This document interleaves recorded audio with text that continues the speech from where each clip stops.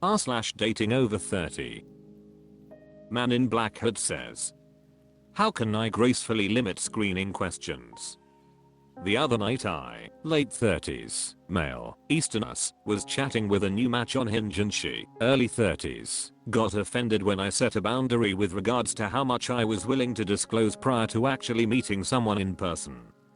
Specifically, after asking questions about education and employment, she was asking about my prior relationships in terms of how long was the most recent, why did it end and so forth. I indicated that, while I was willing to share some general information, for instance, the relationship ended earlier in the year, I didn't really want to go into too much detail prior to actually meeting someone in person.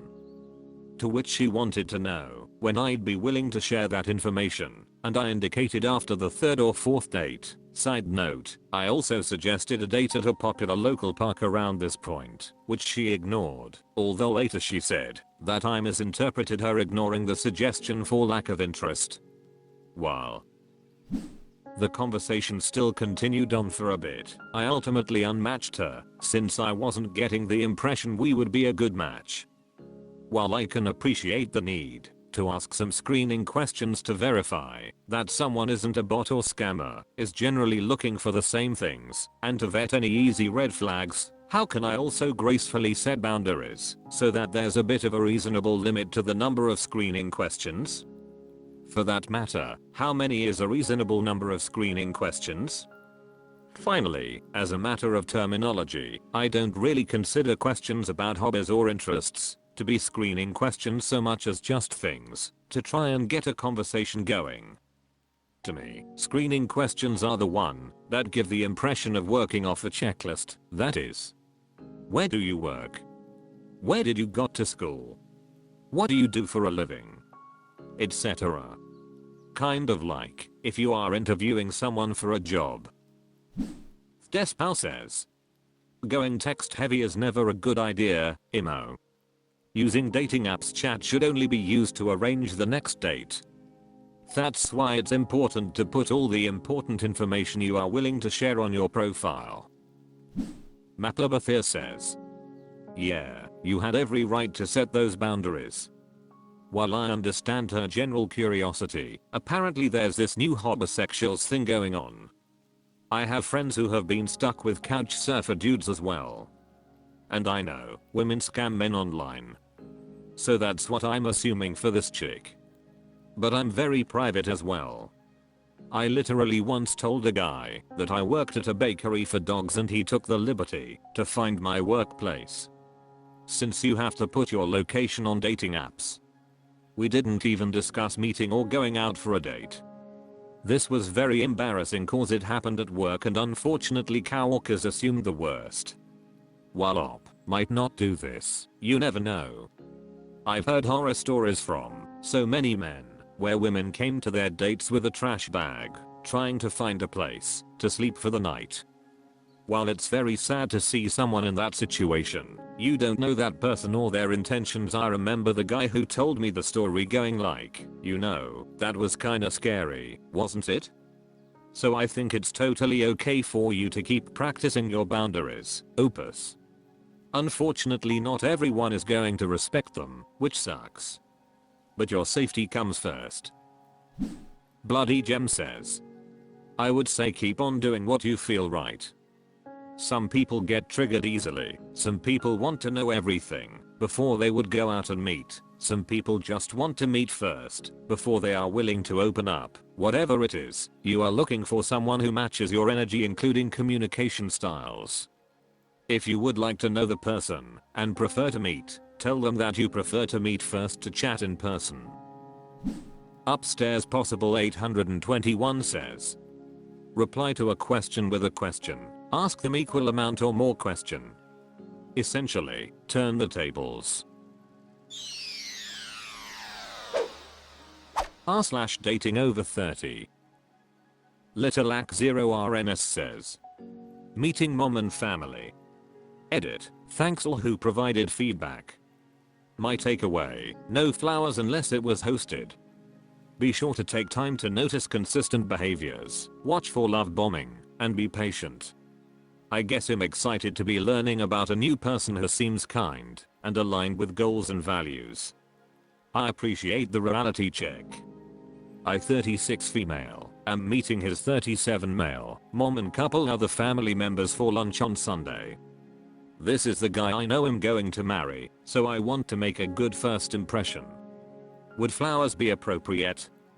I like making bouquets, but I think he'll go buy a small floral shop and go for her favorite colors. Is that awkward, since we'll be out for lunch? Any other advice? This is really my first meet the parents / family since I was much younger. Chkahead says. For a lunch meeting, I say you just show up. If you were meeting them at their home, yes, I think the flowers would be nice cause she'd have the time and place to deal with them. Thitina Sparks says. Okay, this isn't really what you asked. Short answer, no, don't bring flowers, it's too much is not hosting you, and you are not a guest in their home, but since this is your first meet the parents situation, since you were much younger, and you sound very lost, I'm just going to be blunt and say this, are you really sure you should be meeting his family, after what sounds like 2 dates maximum? You literally posted that you had just met him 2 days ago. Gotta check those receipts, and the wildest part is you know you're going to marry him? Girl, you have gone off the rails, and need to check yourself, this is really soon, you guys don't even sound like you're in an exclusive relationship. I've been on 2 dates with tons of people, and never seen them again. I personally would want to make sure I'm with someone I see staying with more long term, realistically, not whatever this early days infatuation nonsense is, and have some kind of established relationship before I meet their parents. Nobody meets my parents unless I know they'll be seeing each other again. Lemon Laser 55 says. Right. You know you're going to marry someone you met last week? Holy jumping the gun Badman. Yao the Look Headbutter says. I think her favorite flowers in her fave colors is really thoughtful. Just keep the conversation basic, and don't get into really deep topics, unless the vibe is right. Good luck. Agent What 409 says. I got flowers for my new mother-in-law the first time I met her. Of course, she got confused and thought they were for my wife, girlfriend at the time, of course. After I went home, she was like, oh, look at those beautiful flowers he got for you, and my wife was like, Mom, he brought those for you. r/datingoverthirty. What to do says. Question about contact. After I have broken up with someone, or been broken up with, I never reach back out again. No matter how much it hurts, which is still a massive amount. My recent ex, he was the dumper, also used to talk about how, when he was done with a relationship, he would go no contact forever. In order to not disrespect him, I haven't tried to contact him again. It seems like everyone does have contact with an ex at some point. It seems more common than I thought. I'm curious to find out 2 things. How many of you have tried to contact an ex, or have been contacted by an ex after the breakup?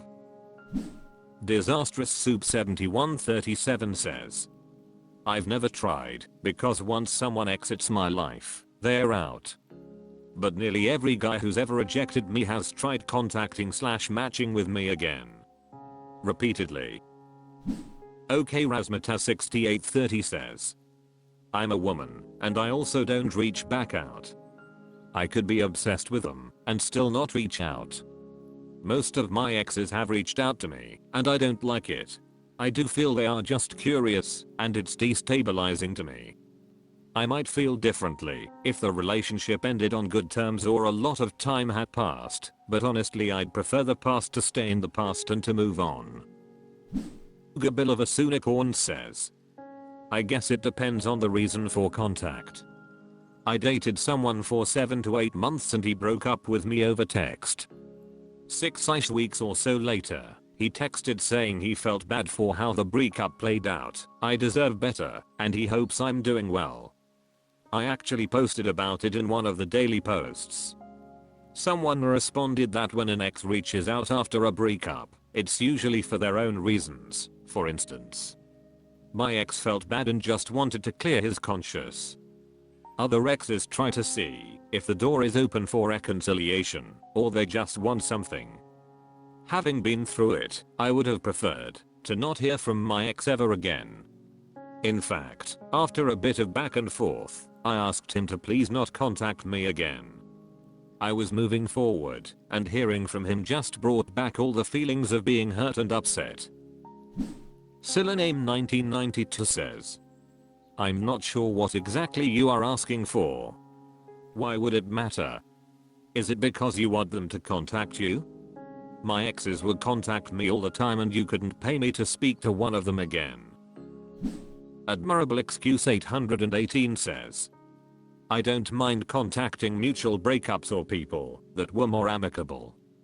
It's the cheaters and gaslighters that I have a harder time contacting again.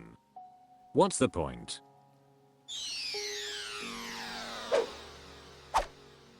That's all for this video. Thank you for watching. Please subscribe.